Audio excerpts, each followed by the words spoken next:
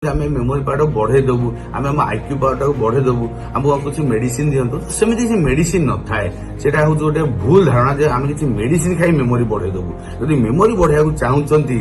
Medicine କିଛି ଦରକାର ନାହିଁ। ବହୁତ କିଛି ମୁଁ ଉପାୟ କହିବି, ଆପଣ ଚାହିଁଲେ ଆପଣଙ୍କ ମେମୋରି ବଢିପାରିବ। ସ୍ମୃତି ଶକ୍ତି କିମ୍ବା ସ୍ମରଣ ଶକ୍ତି କିମ୍ବା ମେମୋରି କହିବାକୁ ଗଲେ ଗୋଟିଏ ୱାର୍ଡ, ଗୋଟିଏ ଶବ୍ଦ, କିନ୍ତୁ କେମିତି ସେଇଟା ହୁଏ, ଗୋଟିଏ ପିଲାଠୁ ଆରମ୍ଭ କରିକି ବୃଦ୍ଧ ପର୍ଯ୍ୟନ୍ତ ସେ ମେମୋରିରେ କଣ କଣ ଚେଞ୍ଜେସ୍ ଆସେ, ସେ ମେମୋରି ବ୍ରେନର କୋଉ ଜାଗାରେ ଥାଏ, କଣ କଣ କେମିକାଲ୍ସ ତା ପାଇଁ ଥାଏ, ତାର କଣ ନେଟୱାର୍କ ଥାଏ ବ୍ରେନ ଭିତରେ, ତାର କଣ ପାଥୱେ ଥାଏ ମେମୋରିର, ସେଇଟା ଜାଣିବା ବହୁତ ଡିଫିକଲ୍ଟ ଏବଂ ବହୁତ କଷ୍ଟ। ବହୁତ ସମୟ ଡାକ୍ତରମାନେ ବି ତାକୁ ବୁଝିବା କଷ୍ଟକର ହେଇଥାଏ। ତେଣୁ ମେମୋରି ଶବ୍ଦ କହିବା ଯେତିକି ସହଜ, ତାକୁ ବୁଝିବା ସେତିକି କଷ୍ଟ। କିନ୍ତୁ ଆପଣଙ୍କୁ ମୁଁ ବହୁତ ସର୍ଟରେ ସୁବିଧାରେ ବୁଝିବା ଲାଗି ମୁଁ ଦିପଦ କହିବି। ସାଧାରଣତଃ ମେମୋରି ଆମ ବ୍ରେନର ଗୋଟେ ଜାଗାରେ ଥାଏ, ଯାହା ପାଇଁ ବିଭିନ୍ନ ପ୍ରକାର ଷ୍ଟ୍ରକ୍ଚର କିମ୍ବା ବିଭିନ୍ନ ପ୍ରକାର ନେଟୱାର୍କ କିମ୍ବା ବିଭିନ୍ନ ପ୍ରକାର ପାଥୱେ ଥାଏ ଏବଂ ସେଇ ମେମୋରିକୁ ଫଙ୍କସନ କରିବା ଲାଗି, ତାକୁ କାର୍ଯ୍ୟକାରୀ କରିବା ଲାଗି ବିଭିନ୍ନ ପ୍ରକାର କେମିକାଲ୍ସ କିମ୍ବା ନ୍ୟୁରୋ ଟ୍ରାନ୍ସମିଟର ଥାଏ। ସାଧାରଣ ଭାଷାରେ ଆମେ କହିବାକୁ ଗଲେ ମେମୋରି ଦୁଇ ଭାଗରେ ଆମେ ବିଭକ୍ତ କରିଥାଉ। ଗୋଟେ ହେଉଛି ସର୍ଟ ଟର୍ମ ମେମୋରି ଏବଂ ଗୋଟେ ହେଉଛି long term memory. Short term memory କଣ, ଆମ ବ୍ରେନର ସାମ୍ନା ଭାଗରେ ଥାଏ, ଯୋଉଟାକି ଆମେ ପ୍ରିଫ୍ରଣ୍ଟାଲ କର୍ଟେକ୍ସ କହିଥାଉ କିମ୍ବା ଡର୍ସୋ ଫ୍ରଣ୍ଟାଲ କର୍ଟେକ୍ସ ବି ଆମେ କହିଥାଉ। ଲଙ୍ଗ ଟର୍ମ ମେମୋରି ଆମ ବ୍ରେନର ପଛ ଭାଗରେ ଥାଏ, ଯୋଉଟାକି ଆମର ବାସାଲ ଗାଙ୍ଗ୍ଲିଆ ହେଲା କିମ୍ବା ସେରେବେଲମ ହେଲା, ଟେମ୍ପୋରାଲ ଲୋବ ହେଲା, ଏଇ ଜାଗାରେ ଆମର ଲଙ୍ଗ ଟର୍ମ ମେମୋରି ଥାଏ। ଏବଂ ଯେତେବେଳେ ସର୍ଟ ଟର୍ମ ମେମୋରି ଆମେ ଯୋଉଟା ଶିଖୁ ଏବଂ ଧୀରେ ଧୀରେ ପ୍ରୋସେସିଂ ହେଲା ଲଙ୍ଗ ଟର୍ମ ମେମୋରି ଯାଏ, ତେଣୁ ସର୍ଟ ଟର୍ମ ମେମୋରିକୁ ଲଙ୍ଗ ଟର୍ମ ମେମୋରି କନଭର୍ଟ କରିବା ଲାଗି ଗୋଟେ ହିପୋ କ୍ୟାମ୍ପସ ବୋଲି ଗୋଟେ ବ୍ରେନରେ ଜାଗା ଥାଏ। ସେଇ ଜାଗାଟା ହିଁ ଆମର short term memory long term memory convert କରିଥାଏ ଏବଂ ପରେ ଲଙ୍ଗ ଟର୍ମ ମେମୋରି ଆମର ସେରେବେଲମ, ଟେମ୍ପୋରାଲ ଲୋବ କିମ୍ବା ବାସାଲ ଗାଙ୍ଗ୍ଲିଆ ଷ୍ଟୋର ହେଇକି ଥାଏ। ଆମେ ଏଇ ଯୋଉ ସ୍ମୃତି ଶକ୍ତି କିମ୍ବା ସ୍ମରଣ ଶକ୍ତି ବଢିଆ କଥା ଆମେ କହୁଛେ, ବହୁତ କିଛି ତାର ଜିନିଷ ଯାହା ମାନିବାକୁ ପଡିବ। ପ୍ରଥମ କଥା ହଉଛି ସେମିତି କୌଣସି ମେଡିସିନ ନାହିଁ ଯୋଉ ସାଧାରଣ ଲୋକମାନେ ଆସି ପଚାରୁଛନ୍ତି କିମ୍ବା ବହୁତ ସମୟରେ ପିଲାମାନଙ୍କର ବାପା ମା ଆସି ପଚାରୁଛନ୍ତି, ସିଏ ପାଠ ମନେ ରଖୁନି, ସିଏ ତାର ମନେ ରହୁନି ପାଠ, କଣ ମେଡିସିନ ଅଛି ଦିଅନ୍ତୁ, ଆମେ ସେ ଭିଟାମିନ ଦେଇ ଟନିକ ଦେଇ ତା ମେମୋରିଟା ଆମେ ବଢେଇ ଦବୁ। ବହୁତ ସମୟ ଲୋକ ଭୁଲି ଯାଉଛନ୍ତି, ସାର୍ ଆମକୁ କଣ ମେଡିସିନ ଅଛି ଦିଅନ୍ତୁ, ଆମର ସ୍ମରଣ ଶକ୍ତି ବଢିଯିବ। ମୁଁ ଗୋଟେ କଥା କହିବାକୁ ଚାହୁଁଛି, ଯଦି ଆପଣ ଡିମେନ୍ସିଆ କିମ୍ବା ସ୍ମରଣ ଶକ୍ତି ହାତରେ ପହଞ୍ଚନ୍ତି, ଓଲ୍ଡ ଏଜ୍ ସାଧାରଣତଃ ମୁଁ କହୁଛି, ତ ହୁଏତ ସେ ଡିମେନ୍ସିଆକୁ ଅଟକେଇବା ପାଇଁ କିମ୍ବା କିଛିଟା ରିକଭର କରିବା ପାଇଁ କିଛିଟା ମେଡିସିନ ଅଛି ଏବଂ ବହୁତ ଗୁଡା ମେଡିସିନ ଲାଟେଷ୍ଟ ଡେଭଲପମେଣ୍ଟ ରେ ବି ଅଛି। କିନ୍ତୁ ଯୋଉ ମାନେ କହୁଛନ୍ତି ଆମେ ମେମୋରି ପାୱାରଟାକୁ ବଢେଇ ଦେବୁ, ଆମେ ଆମ ଆଇକ୍ୟୁ ପାୱାରଟାକୁ ବଢେଇ ଦେବୁ, ଆମକୁ କିଛି ମେଡିସିନ ଦିଅନ୍ତୁ, ସେମିତି କିଛି ମେଡିସିନ ନଥାଏ। ସେଟା ହଉଛି ଗୋଟେ ଭୁଲ ଧାରଣା ଯେ ଆମେ କିଛି ମେଡିସିନ ଖାଇ ମେମୋରି ବଢେଇ ଦେବୁ। ଯଦି ମେମୋରି ବଢେଇବାକୁ ଚାହୁଁଛନ୍ତି, ମେଡିସିନ କିଛି ଦରକାର ନାହିଁ। ବହୁତ କିଛି ମୁଁ ଉପାୟ କହିବି, ଆପଣ ଚାହିଁଲେ ଆପଣଙ୍କ ମେମୋରି ବଢିପାରିବ। ପ୍ରଥମ ଜିନିଷ ହଉଛି ଆପଣଙ୍କ ଶୋଇବା କମ୍ପ୍ଲିଟ ହେବା ଦରକାର। ଆପଣ ଦିନ ସାରା ଯାହା କାମ କରୁଛନ୍ତି, ଯାହା ଖଟୁଛନ୍ତି, ଯଦି ମିନିମମ୍ 7 ରୁ 9 ଘଣ୍ଟା, 8 ଘଣ୍ଟା ଗୋଟେ ଆଡଲ୍ଟ ଯୁବକ 40 ବର୍ଷର ଲୋକ ପାଇଁ, 30-40 ଲୋକ ପାଇଁ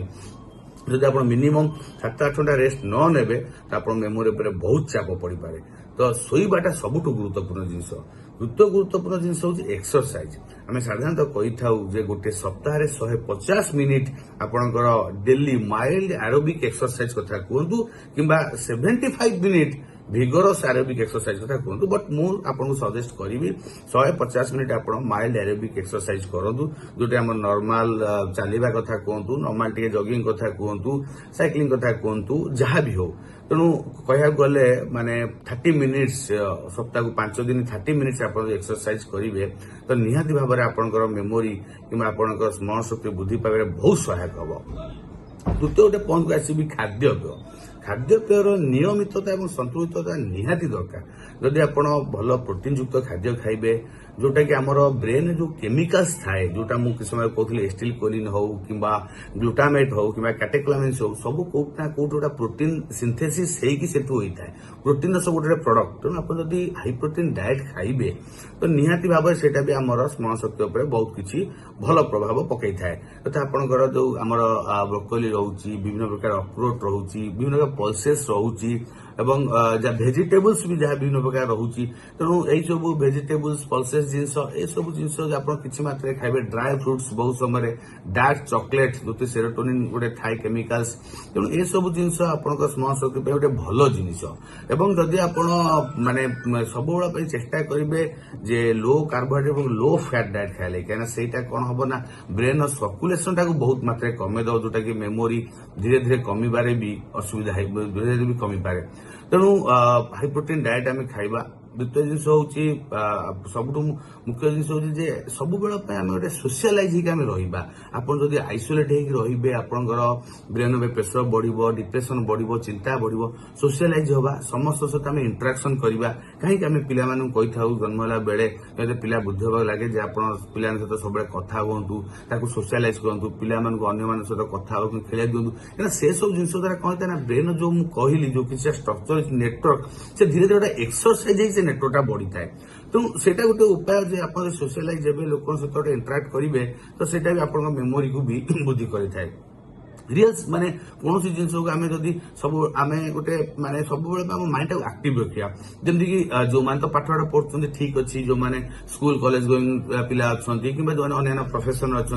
से ब्रेन एक्सरसाइज होता है जो मैंने किसी काम ना कि जो मैंने सब बसिकी रोचे बिजनेस टाइप लोक जो सब रोचे तो से सब कह किसी ना किसी माइंड गेम करूँ जमी आप गोटे क्यूबिक माइंड गेम देखुए क्यूब माइंड गेम से करूँ किसी ना आप चेस खेलतु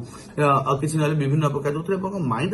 एक्सरसाइज होता डेली डेली आमको एक्सरसाइज करा पड़ो हेले जो मुझे डिमेंशिया कथा कहूँ जो नर्व सुखी सुखी जाए केमिकाल्स कमी जाए से गुड़ा एत शीघ्र हुए से बहुत लंग टाइम भी रही है आप देखुए बहुत समय लोग जो मैंने आप देखुए गाँ गली में बुढ़ा बस लोक जो ताश फाश सब चेस फेस सब खेलुए से दीर्घ दिन पर्यंत इवन देखी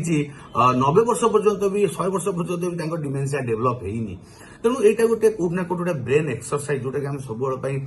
करा पड़ो आम ब्रेन टाक एक्टिव रखा लगे स्पेशल मुझे मेमोरी टाक धीरे धीरे इनक्रिज करा लगे एक्टिव रखा लगे आम सेटा करवा सहित अन्य जिन कथा कहली और बहुत मुख्य कथा हूँ आपड़ जेकोसी प्रकार निशा द्रव्य दूरे रहे से आम ब्रेन केमिकल्स स्ट्रक्चर को बहुत मात्रा क्षति पहुंचाए एनी टाइप ऑफ एडिक्शन आप गुटखा कथा कहतु तंबाकू कथा कहतु निकोटिन सिगरेट पान हो ड्रिंकिंग हो अल्कोहल सबू जिन आपको निवृत्त रहा पड़ो से मुख्य जिनस अत्यधिक माने स्ट्रेस नहीं कि काम करेंगे से जिन जोड़ा लोक मैंने लंग टाइम राति राति अनिद्रा काम करुँच ओटी कर ओभर ड्यूटी कर ओभर टाइम कर तो सेगुड़ा भी ब्रेन उपर बहुत किसी मेमोरी कुप्रभाव पकाउछि आमर गोटे पैटर्न दरकार आम जदि ब्रेन टाक 8 घंटा एक्सरसाइज कले आमको 8 घंटा ताको रेस्ट दबा पड़ो कि आम जदि दिन सारा 24 घंटा आम ब्रेन टाक आम जदि पूरा जदि लोड कर रखा माने प्रेसर दे रखा तो जो न्यू केमिकल्स फॉर्मेशन टाइम दबानी 24 घंटा काम कर सिस्टम लैपटॉप साधारणतः मुझे कहूँ सफ्टवेयर लाइन लोक आईटी लोक कथा मुझे तो सेगुड़ा धीरे धीरे ब्रेन टा जी प्रेसर हुए से जो समय लगे रिकवर हो पुणी नुआ नुआ केमिकल्स हवा लगे तो से टाइम टा मिले तो धीरे धीरे एत प्रेसर पड़ जाए तो से कौटना कौटी बेसी ब्रेन चाप पकईकि विभिन्न प्रकार डिमेंशिया कि विभिन्न प्रकार स्मृति शक्ति ह्रास भी देखा दे पारे तेणु बहुत किसी फैक्टर रही मुझे सिंपल किसी जिनस कहली तेणु आमर मुख्य हूँ दैनंदिन डेली एक्टिविटी लाइफ टाक आम गोटे भल भाव मेंटेन करा पड़ो टाइम टू टाइम गोटे मेंटेन हवा निहाती दरकार सब जिन जमी मुझे कहली आप मर्निंग रे उठिले आप 9टा बेले ऑफिस स्कूल कॉलेज गले 5टा बेले फेरिले 5टा बेले आप सोशल इंटराक्शन जो मुझे इंपोर्टाट दूसरी फैमिली सहित इंटराक्ट कले संध्या 6-7 पर्यंत आप इंटराक्ट कले पिला सहित आप इंटराक्ट कले घर लोक इंटराक्ट कले फ्रेंड्स जी भी हूँ अननेसेसरी नेगेटिव टॉक को दूरे रुहतु नेगेटिव वीडियो हो कि नेगेटिव मोबाइल इनफॉरमेशन से आप दूरे रुहतु तापर आप मे बी 9टा 10टा आप डिनर कले 10टा को बेड गले मिनिमम जब मुझे कहते 8 घंटा शोवा निहत आवश्यक 10टा को बेड जाए सका 6टा उठते तो बहुत बढ़िया जिनस this is the best way तो पुणी सका 6टा उठे आप जो एक्सरसाइज कथा कहते मिनिमम 30 मिनिट्स आप एक्सरसाइज करूँ बॉडी एक्टिव रखु तो गोटे डेली रेगुलर एक्टिविटी आम मेंटेन कर रूटीन लाइफ स्ट्रीमलाइन मेंटेन कर तो आपंकर स्मृति शक्ति भी स्मरण शक्ति बढ़ो हुए तो मेमोरी बहुत एक्टिव हो पाए और जो डिमेंशिया कथा कहते आल्जाइमर सहित विभिन्न प्रकार अन्य डिमेंशिया कथा कहते सी भी आपंकर हबार कि डेभलप हबार चांस बहुत कमी जाए।